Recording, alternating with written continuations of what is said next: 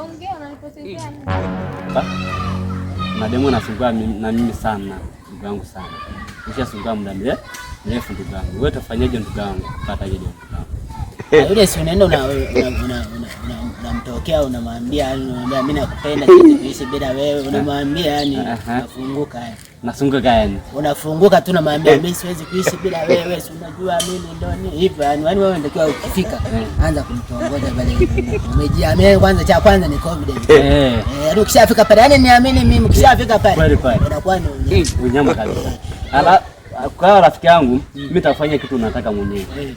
Kama mimi naingia geto lake naanza kuongea naye vizuri. Ukishamfikisha getoni sasa. Wewe kwanza kwenye kitanda anza story kwanza kidogo ili mtoto aje kwenye nini? Kwenye mchezo. Alafu kishampigisha story kwa sana anaanza kuelekea ndo naanza polepole. Hapo sana ndugu yangu. Nakubali kabisa ndugu yangu. Niamini mimi. Nakuamini kabisa ndugu yangu. Nakuamini kabisa. A few moments later. Shida gani? Ongea unanipotezea. God up.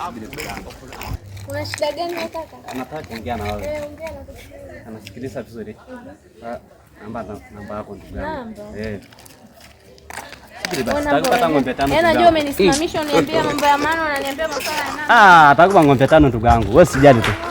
Atakupa hata ng'ombe 6. Achana na mimi wewe. Njoo basi ndugu yangu. God have mercy upon us.